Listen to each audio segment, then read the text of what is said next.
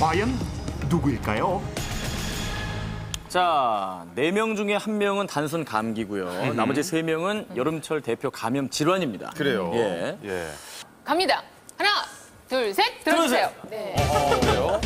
자, 그러면 설명을 좀. 아버지는 확실한 게 뭐냐면 그 튜브에서 감염이 됐을 것 같고 튜브에서 불면서. 엄마는 조미료로. 예, 화학조미료. 가져왔잖아요. 네. 가져와서 그게 조금 이렇게 수조를 이렇게 하면서 그리고 4번은 에어컨 때문에 그랬는데 네. 3번은 그냥 약간 그게 벗고 왔다 갔다 하는 그 오두방정을 떠는 게 잠깐 좀 감기 걸리기 딱 네. 감기 걸렸을 것 감기 같다. 잠깐 높은 샌들 신고 왔다 갔다 네, 했는데. 자, 김현철 씨는 4번입니다. 여러분들은 답이 어렵다고 하셨죠? 저는 쉽다라고 의외로 생각했어요. 그렇습니까? 나와 있습니다. 왜냐면은 그 감염 질환이 3가지예요. 한 가지는 단순 감기입니다. 누가 봐도 4번이 자명한 사실인 것을.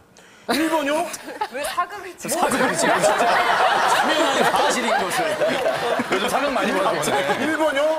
튜브 거기에 다른 사람들도 불고 뭐 이래 가지고 맞아. 안 좋았던 균이 있었던 겁니다. 그래서 말이야 감염된 거죠. 그리고 네. 2번 음식 간 본 건요. 어머님이 여름철 식중독에 감염되신 거예요. 음식이 안 익혀졌어. 안 익혀진 거를 드신 거예요. 미리 높은 샌들 있죠? 예. 샌들을 신으면서 발등이 까졌던 거예요. 까진 사이로 모래라든지 흙에 의해서 감염이 됐던 거예요.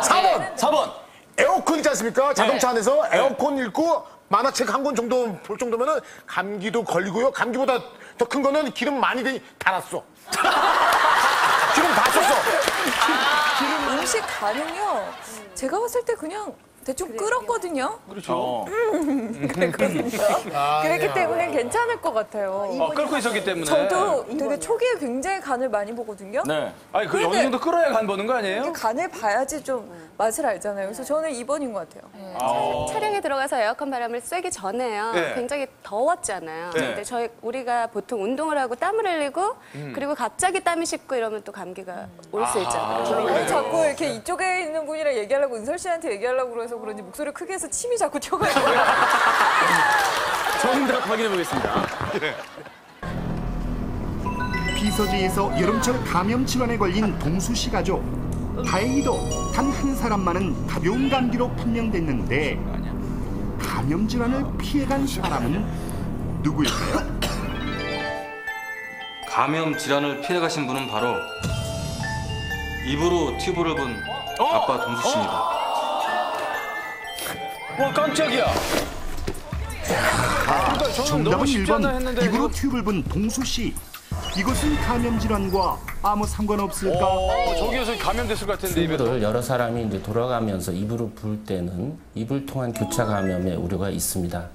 그렇지만 혼자서 새로운 튜브를 불 때는 감염의 우려가 없습니다. 진짜 새 튜브. 다만 튜브를 저걸 못 입으로 봤네요. 불 때는 그 입구를 깨끗하게 씻거나 이제 소독한 다음에 입으로 그러네요. 부는 것이 안전하겠습니다. 그렇다면 나머지 3사람은 도대체 왜 감염 질환에 완전 걸리게 된 속았네요, 걸까? 첫째, 민자 씨는 음식을 조리하는 과정 중에 야채라든지 식재료에 오염된 노로바이러스에 입으로 균이 감염돼서 식중독에 걸린 것입니다. 둘째, 지원 양은 맨발에 샌들을 신고 다니면서 피부 상처를 통해서 포도상구균이 발등에 봉화지염을 일으킨 것입니다.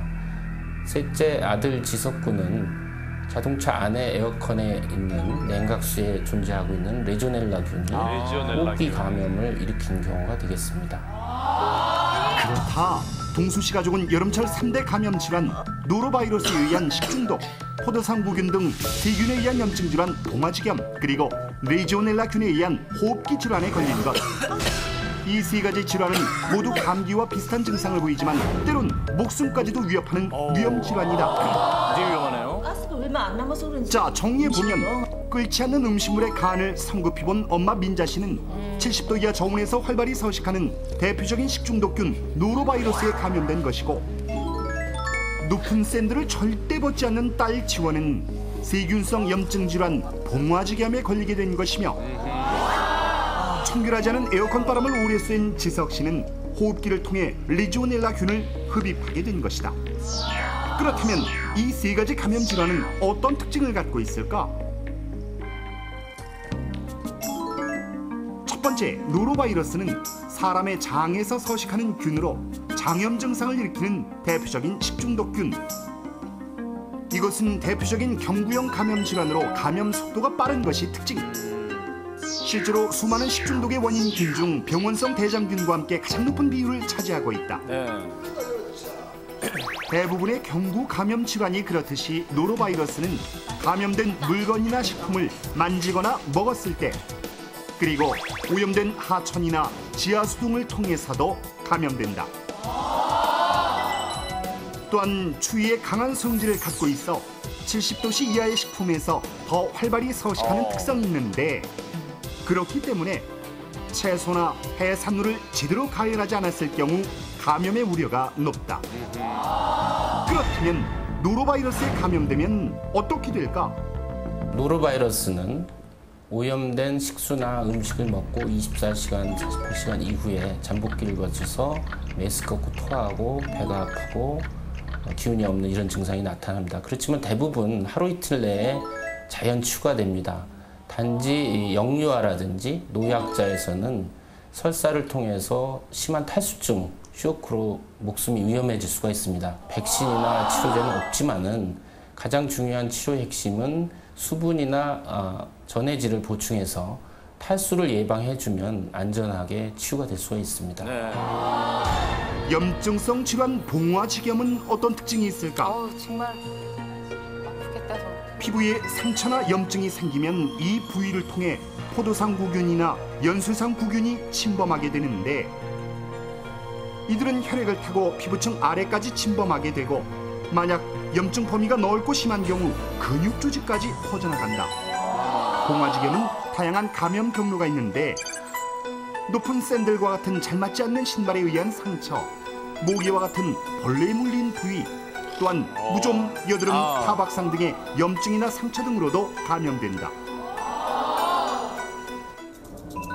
주목할 점은 여름철엔 샌들을 주로 신는 여성들 사이에서 특히 발병률이 높다는 것. 많이들 저러시잖아요. 맨발로 신으시니까. 그렇다면 봉화지겸에 걸리면 어떻게 될까?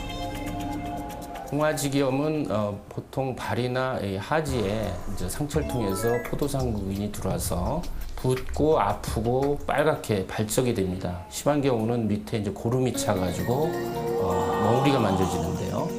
이런 경우는 빨리 병원에 오셔서 상처를 소독하고 주사항생제로 치료해야 됩니다.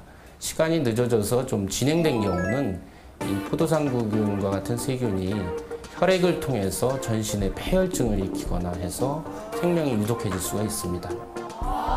자, 이처럼 최악의 경우 심각한 불사로 인해 감염 부위를 절단해야 하기도 하며 폐혈증으로 사망에 이르기도 하는 무서운 질환이 바로 봉화지겸인 것. 마지막으로 레지오넬라균에 감염되면 어떻게 될까? 주로 실내를 돌아다니며 공기를 오염시키다가 호흡기를 통해 감염되는 레지오넬라균.